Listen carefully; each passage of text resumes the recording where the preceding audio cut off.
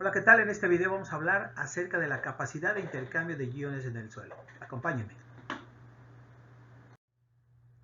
Bien, ¿qué vamos a ver en este video? Vamos a hablar acerca de la capacidad de intercambio de cationes, la capacidad de intercambio de aniones y los factores que influyen en el tipo de cationes absorbidos en las partículas minerales o humus. Bien, primero vamos a hablar por qué es importante la capacidad de intercambio de iones. La capacidad de intercambio de iones es importante porque nos habla de una manera indirecta de cuál es el potencial de fertilidad química del suelo. Es decir, qué tantos nutrientes pueden ser absorbidos por esas partículas coloidales que tenemos en el suelo, llámense arcillas o llámense humus. Entonces, y los iones, bueno, tenemos dos tipos de iones, los cationes y los aniones. Los cationes son los positivos, los aniones son los negativos. Ya vimos en el video de nutrientes cuáles son las formas químicas, ¿no? cuáles elementos están en forma de catión y cuáles en forma de anión. Y bueno, estos iones y cationes se adhieren a esa superficie de las partículas coloidales del suelo, preferentemente. Entonces hay cargas negativas, muchas cargas negativas en estas arcillas y humos, pero también hay algunas cargas positivas y ahí es donde se adhieren estos cationes positivos y negativos que contienen los elementos o nutrientes para las plantas.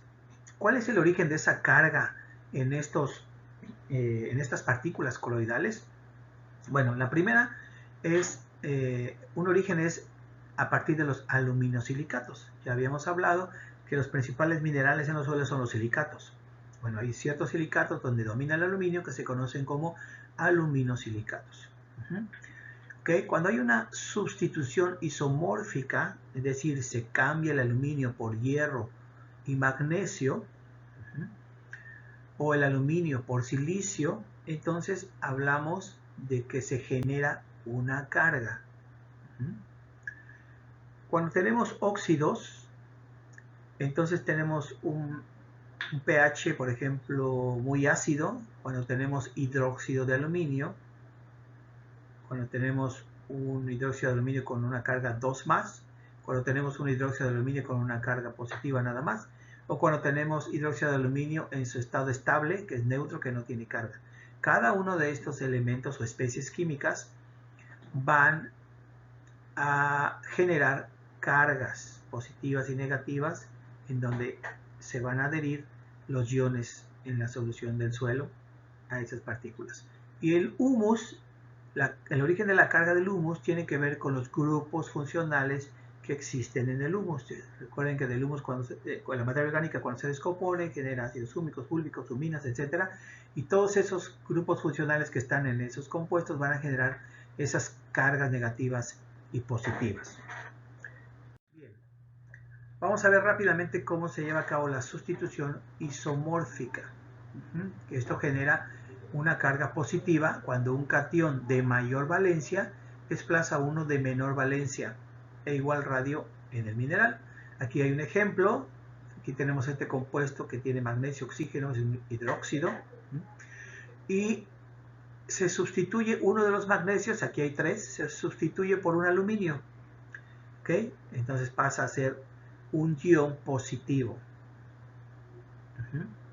Se sustituye un magnesio por un aluminio, el magnesio es 2 más, el aluminio es 3 más, por lo tanto, ahora el resultado es un ion que tiene una carga positiva.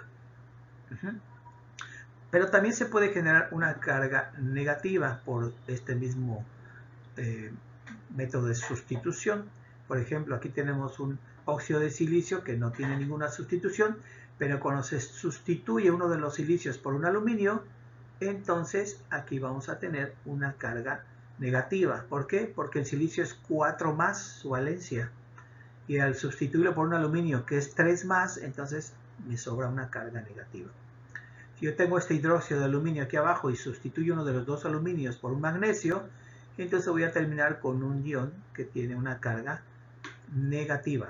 Únicamente no se genera carga cuando se sustituye un catión por otro que tiene la misma valencia, ¿no?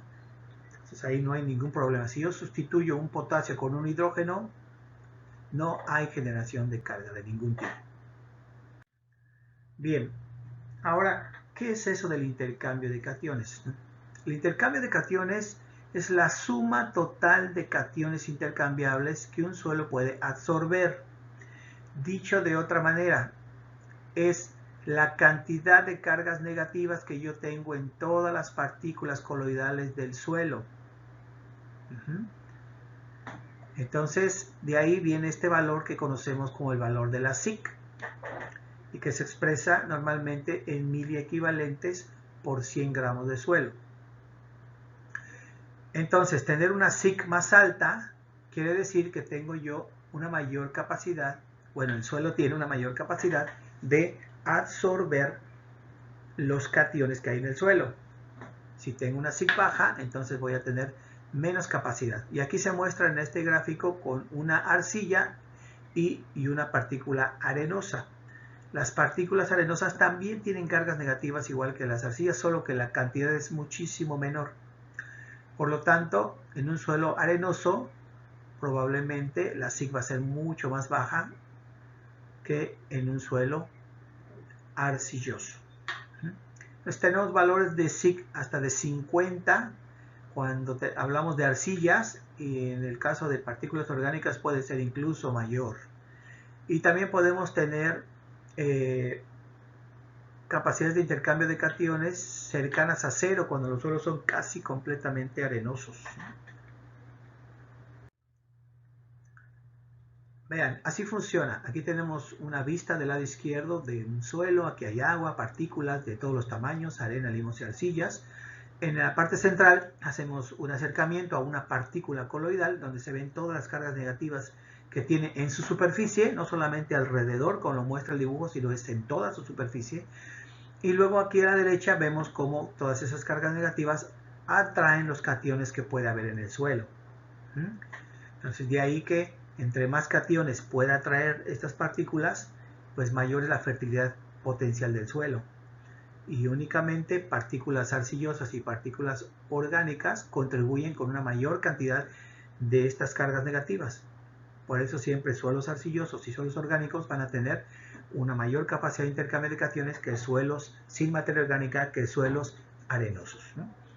Bueno, y entonces decíamos que se expresa en miliequivalentes por 100 gramos, pero también se expresa en centimoles por kilogramo. En esta tabla mostramos algunos ejemplos de cuál es la capacidad de intercambio de cationes de algunas partículas que están presentes en el suelo.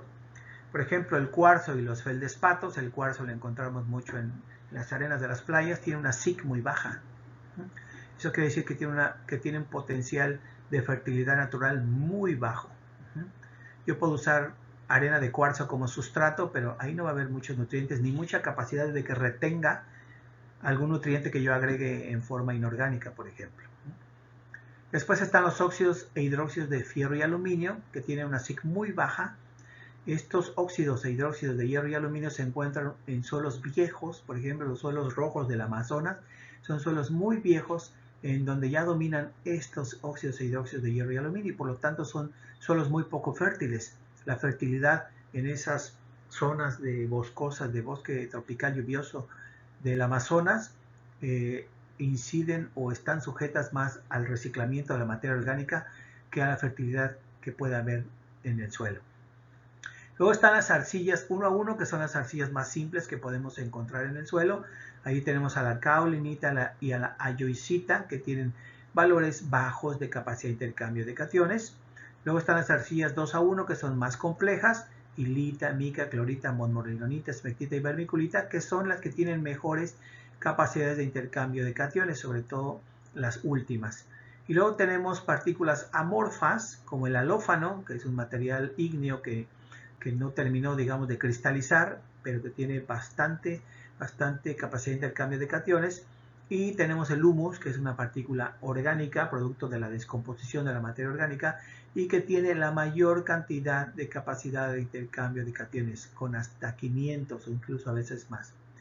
Esto que nos indica que si yo tengo un suelo con algún tipo de mineral bajo en capacidad de intercambio de cationes, pues una buena opción es enriquecer ese suelo con humus para aumentar la fertilidad potencial del suelo. Bien, aquí tenemos cómo es la capacidad de intercambio de cationes con respecto a las texturas del suelo. Un suelo arenoso tiene una capacidad de intercambio de cationes entre 1 y 5 miliequivalentes por 100 gramos. Franco arenoso aumenta entre 5 a 10, franco entre 5 a 15, franco arcilloso entre 15 a 30 y el arcilloso siempre tendrá los valores más altos en capacidad de intercambio de cationes.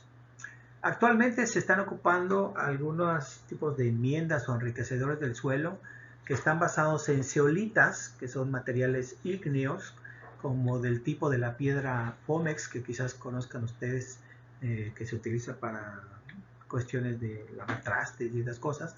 Bueno, este tipo de zeolitas que contienen una gran cantidad de cargas negativas, por lo que tienen una muy buena capacidad de intercambio de cationes. Vean, la natrolita tiene 530, casi como el humus. Entonces, este tipo de materiales se están usando cada vez más para enriquecer los suelos que tienen baja capacidad de intercambio de cationes.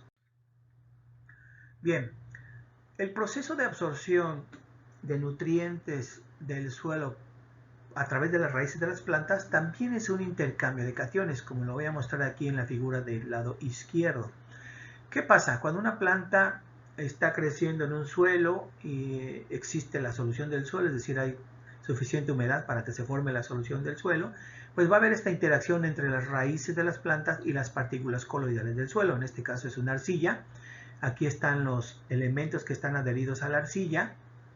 Y en su proceso normal, natural de respiración de la raíz, pues la raíz va a tomar CO2, combina con agua para producir ácido carbónico y luego esto se disocia para producir ion bicarbonato e hidrógeno.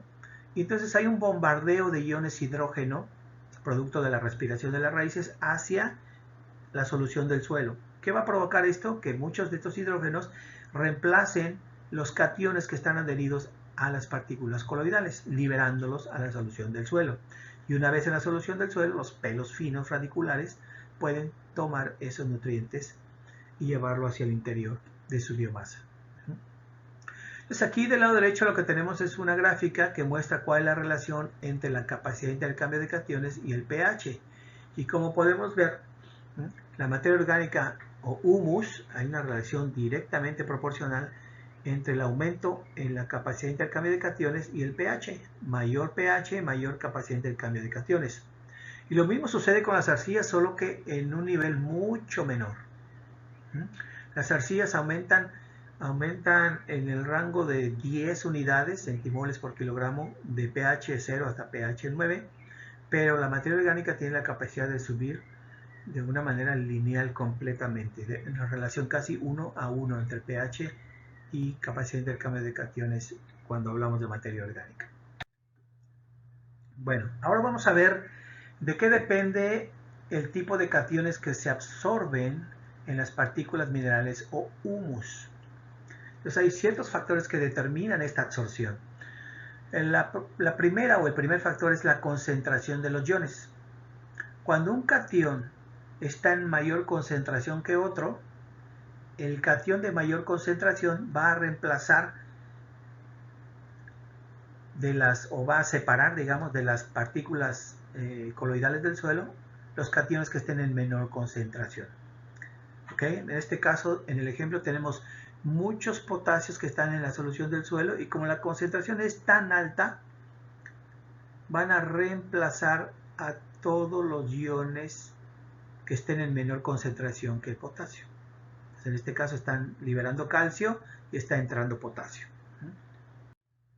Aquí les muestro el proceso de cómo se separan los iones que están presentes en el suelo, adheridos a las partículas coloidales, en el laboratorio. Miren, en este embudo, en la figura número A, ponemos el suelo y a este suelo lo vamos a lavar varias veces con una solución rica en iones de amonio. ¿Qué es lo que va a pasar?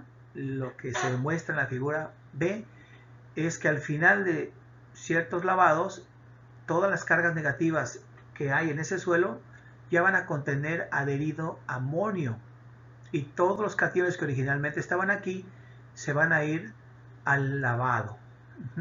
Este lavado yo me lo puedo llevar a medir a un aparato de absorción atómica y me va a decir cuál es la cantidad de cada uno de estos cationes que se lavaron. y eso lo puedo hacer. Pero si solamente quiero saber la capacidad de intercambio de cationes, entonces prosigo al paso 3. En la figura C se ve que ahora este suelo, que solamente contiene como cationes amonio, lo voy a lavar con otra solución rica en potasio. Y voy a desplazar todos estos amonios y voy a dejar solamente, como se muestra en la figura D, puro potasio en la parte del suelo y puro amonio en la parte del lavado. ¿Y qué es lo que voy a determinar yo? Cuánto amonio tengo aquí, porque este amonio equivale, cada amonio que hay aquí equivale a cada carga negativa que estaba en el suelo que yo estoy evaluando. Entonces, este filtrado lo evalúo y este me da la capacidad de intercambio de cationes, mientras que el segundo filtrado de la figura B lo que me da es la cantidad de cada uno de los cationes que yo tengo presentes en la muestra. Y este es un ejemplo claro de cómo por concentración yo puedo ir desplazando ciertos elementos. Otro factor importante es el tamaño iónico. Los cationes con menor tamaño siempre van a reemplazar a los de mayor tamaño. Es decir, si yo tengo hidrógeno, vean cómo el hidrógeno es de menor tamaño que cualquiera de estos que siguen en la serie. Si yo tengo hidrógeno, el hidrógeno va a desplazar de manera natural a cualquiera de estos, solo por el tamaño, pero si además lo tengo en alta concentración, doblemente va a reemplazar a todos los cationes que estén adheridos a las partículas coloidales del suelo. Entonces, esa es una regla básica. Si yo quiero, por ejemplo, desplazar de la solución de cambio magnesio, no lo voy a desplazar con calcio, a menos que yo le ponga mucha concentración de calcio. Yo lo desplazaría con berilio, con litio, porque es un tamaño iónico menor. Entonces las posibilidades son mayores. El tercer factor es la valencia. Los cationes con mayor valencia siempre reemplazan a los de menor valencia. En el suelo habíamos visto que tenemos en algunas ocasiones mucho aluminio. Y el aluminio es 3 más la valencia. Entonces, donde quiera que haya aluminio, sin problemas va a reemplazar al calcio, al sodio, al potasio, al hierro, al magnesio, a todos estos, porque su tamaño iónico es menor y porque su valencia es mayor. Es por eso que en los suelos viejos, como los que platicábamos del Amazonas, lo que va a dominar ahí es el aluminio y luego el hierro, simplemente porque tienen mayor oportunidad de reemplazar a todo lo demás, y lo demás sale hacia la solución del suelo, pero lo que se va quedando adherido a las partículas coloidales es el aluminio. Y aquí hay una serie abajo de cómo los aniones se pueden ir desplazando. Aquí está el ácido ortofosfórico, el sulfato, el nitrato, el cloro y el hidroxido. Es la secuencia, ¿no? En cambio, los cationes es el aluminio, que dijimos porque tiene 3 más, luego el hidrógeno por tamaño y concentración, luego calcio, luego magnesio, luego potasio, luego amonio y luego al final el sodio. El otro factor es el pH. Hay una relación entre el pH y la capacidad de intercambio de cationes. A menor pH, pues todos sabemos que hay una mayor cantidad de hidrógenos, ¿no? El suelo es más ácido, por lo tanto hay mayor cantidad de hidrógenos, y ya vimos que el hidrógeno tiende a desplazar a todo lo demás. Entonces aquí en la gráfica tenemos en el eje de las Y es pH, en el eje de las X los milequivalentes de base por 100 gramos o la SIC, y aquí vemos cómo tenemos 3 líneas que indican de sodio, bario y calcio, y cómo con el pH, cuando aumenta el pH, va aumentando la capacidad de intercambio de cationes. Y es por eso que los métodos de laboratorio, siempre cuando hacemos la extracción para hacer capacidad de intercambio de cationes, lo hacemos a un mismo pH para que pueda ser comparable. El estándar es pH 7, pero también existe otro método que lo mide a 8.5, como se muestra en estos dos puntos. Entonces, es bien importante que cuando hagamos este análisis en laboratorio, decidamos cuál es el pH ideal para nuestros suelos y que siempre hagamos y nos aseguremos que el pH de la solución extractante sea ese. Bien, ahora vamos a ver cuál es la relación del pH y la saturación de bases con la SiC se complica un poquito más. Recuérdense que aquí, bueno, en esta gráfica tenemos el porcentaje de la capacidad de intercambio de cationes en el eje de las Y y en el eje de las X tenemos el pH. En la parte más baja y a la izquierda pues tenemos la parte más ácida, en donde lo que vamos a tener es aluminio y también vamos a poder tener hierro. Pero conforme aumentamos el pH, lo que vamos a tener es mayor cantidad de bases intercambiables, calcio, magnesio, potasio y sodio. ¿Okay? Y cuando tenemos una SiC bastante alta, entonces tenemos una combinación de tres cosas. Aluminio, ubiquémonos en la parte de pH 3 y 4, aluminio, algo de bases e hidrógeno intercambiable. Pero si nos vamos a pHs de 6 y 7, pHs más neutros, nos olvidamos del aluminio y baja mucho la parte del porcentaje de SiC que tiene que ver con el hidrógeno, porque ya tenemos un pH más alcalino. Y entonces aumenta lo que son las bases intercambiables, calcio, magnesio, sodio y potasio. La interpretación de los análisis de la SiC, de acuerdo a la norma oficial mexicana y algunas otras fuentes de análisis de suelos, es que los valores de menos de 5 centimoles por kilogramo o miliequivalentes por 100 gramos son valores muy bajos de SiC, y arriba de 40 ya son valores muy altos, ¿no? Entonces, en los sistemas agrícolas, en los sistemas de cultivo, se recomienda que la SiC esté lo más alto posible, 15-25 o más arriba.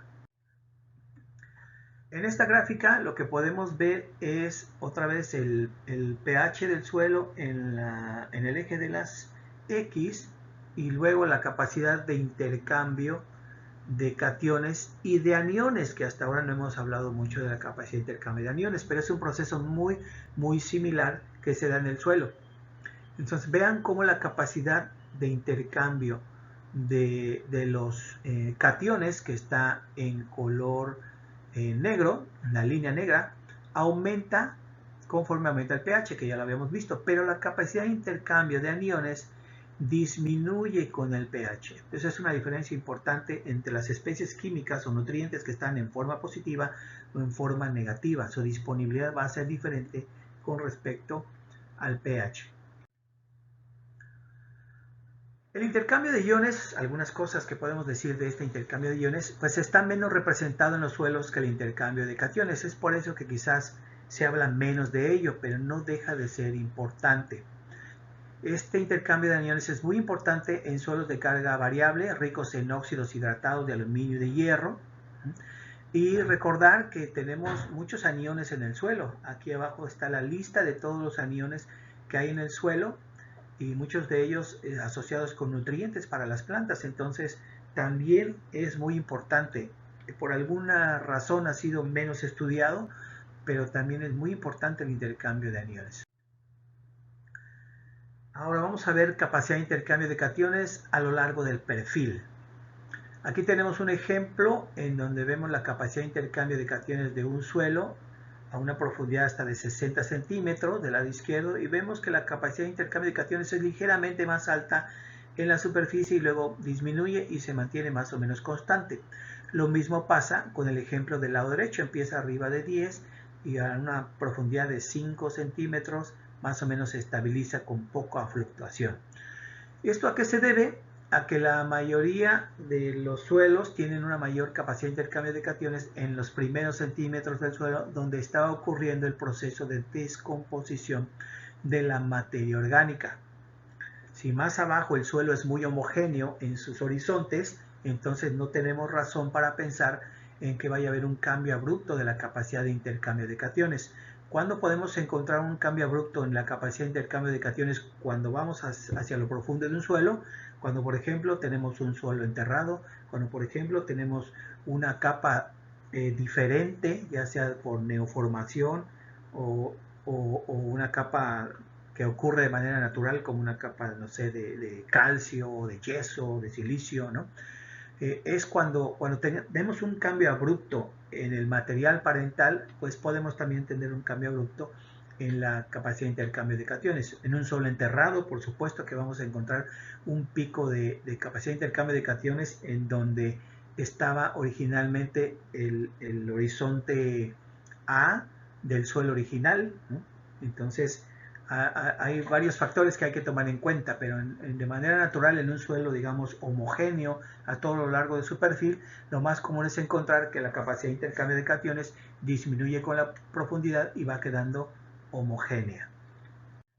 Aquí tenemos tres ejemplos de suelos de Yucatán, cómo varía la capacidad de intercambio de cationes con la profundidad. El primero, arriba a la izquierda, es un cambisol agrícola y ahí observamos que hay una pequeña tendencia a aumentar la capacidad de intercambio de cationes.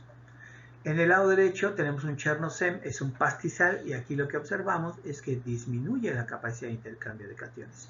Y en el Nitisol, que es una selva, aquí observamos que disminuye la capacidad de intercambio de cationes. ¿Cómo explicamos esto? Ya habíamos hablado de la acumulación de materia orgánica que favorece que en los horizontes más superficiales tengamos una mayor cantidad de capacidad de intercambio de cationes. Pero el manejo nos cambia todo eso. En el caso del cambisol, que es un suelo agrícola, es muy probable que en este horizonte AP1 tengamos ya muy poca materia orgánica. Es un suelo muy poco profundo, ¿no? 45 centímetros. Si tenemos poca materia orgánica, la capacidad de intercambio de cationes va a disminuir. Entonces, probablemente aquí deberíamos de tener un valor más alto. Y estos dos valores de aquí son prácticamente los mismos. Y bueno, en los suelos de Yucatán tenemos de por sí un alto contenido de materia orgánica casi a lo largo de todo el perfil de los suelos. Son suelos de origen sedimentario, pero los sedimentos marinos venían ya enriquecidos con algo de materia orgánica que persiste y también tiene que ver con esto, ¿no? Y en el caso de la disminución, pues esto es más natural, se observa tanto en el Chernozem y en el Nitisol, cómo va disminuyendo. Ahora, la diferencia, por ejemplo, este Nitisol tiene un intervalo entre 14 y 21 y este Chernozem tiene entre 29 y 32, pues ya tiene que ver con la naturaleza de los minerales que lo componen. Y para eso ya hay que analizar el sitio, la geología de donde se colectó la muestra. En resumen, la capacidad de intercambio de iones nos da una idea del potencial de fertilidad química del suelo. Existe una capacidad de intercambio de cationes y una capacidad de intercambio de aniones, aunque esta última ha sido menos estudiada. La capacidad de intercambio de cationes va a depender de la cantidad y tipo de materia orgánica y arcillas en el suelo. Algunos tips para aplicar en el campo. Bueno, los suelos de textura fina tienen mayor SIC que los suelos de textura gruesa. Los suelos de colores oscuros suelen tener mayor SIC que los suelos más claros. A mayor contenido de humus, mayor será la capacidad de intercambio de cationes. Y suelos con mayor SIC retienen más nutrientes, pero también pueden contener o retener mayor cantidad de contaminantes. Esto sería todo en este video. Muchas gracias. Hasta la próxima.